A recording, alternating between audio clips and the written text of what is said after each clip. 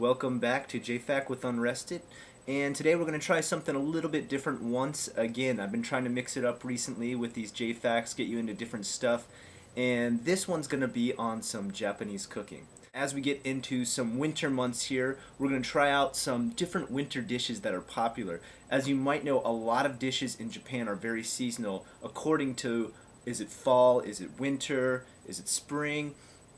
Of course, in your summertime, you eat a lot of cooled down dishes like cold soba noodles and stuff like that. But as you get into winter, you start to eat obviously some of the hotter dishes such as shabu shabu, nabe, yakiniku becomes very popular. So today we're going to try out one of those. We're going to try nabe. And first of all, let me tell you one of the things I like most about Japanese cooking, and that's the fact that most times it uses ingredients that are very light. Okay, it also uses things that are very natural and don't have a lot of additives or have to have a lot of condiments added to them to make the taste come out.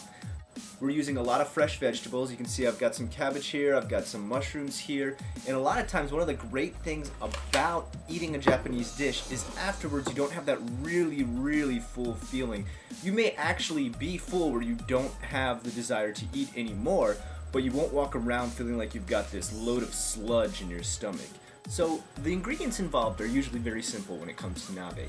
Your number one thing you're going to have is a pot full of boiling water, which I'll show you in just a second. But before, I'm going to show you what I'm going to be putting in today. First of all, you're going to take raw vegetables and raw meat. And you can see, as I showed you before, we've got a bunch of cabbage here, we've got some mushrooms here. I've got different types. I don't know if you can see it very well. I've got shiitake in here, and I've got different other assortments. And I also have pork, okay? Probably not the healthiest meat that you could obviously choose. You can also get ground chicken and make what's called toridango balls, okay? And that's pretty much, you take it and ball it up, or sometimes you add it to a mushroom and drop it into the boiling water, and it adds a lot of nice flavor to it. Another thing we like to mix in sometimes is ginger and onions, okay? Not only does this taste excellent, but if your stomach's a little bit upset or anything, it'll really soothe your stomach. Great for the stomach. Afterwards, what you're going to do is you're going to take some of this sauce. This is just an example. You can use different flavors, but this is called goma shabu, and this sauce is sesame seed sauce. And you go ahead and you take it, and you pour a little bit into a tiny bowl like this. Okay, you can see I've poured a little bit in here. Once you've boiled your stuff to a point that it's okay to eat or softened up, some things you want to wait to soften up, such as the cabbage, and obviously other things you want to wait for, such as, you know, chicken and pork. It's very important that you make sure it's not pink at all. You dip it in here, add a little bit of flavor to it, and eat. So as you can see here, it's boiling, okay? You can see the steam coming out of the top. There's a little hole just like there'd be in a teapot so the steam can come out and it doesn't explode in your face. You want to get your water boiling.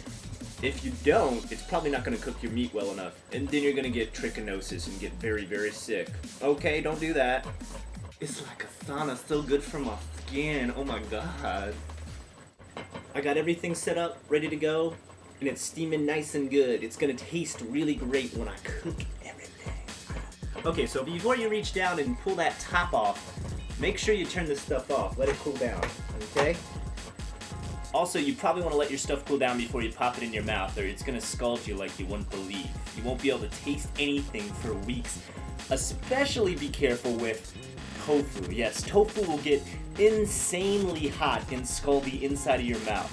Also, if you make any kind of ball, such as the toridango balls I spoke about earlier, those build up loads of heat inside. They may seem not too hot on the outside, but once you bite into it, boom! It's going to be hot. Don't put your face right here. You'll die! I'm okay. Okay, it's done. So take a little bit out of the pot. I'm gonna get some right now. Dip it in, that's what I do. Okay. And if you're good enough with chopsticks, you can chop it up with the chopsticks. I don't know. Oh my god, it's so delicious! My favorite is to mix the pork with the cabbage and then put it in your mouth. Probably the best combination ever. Also, like I said, you can add other flavors. For instance, this is some kimchi right here.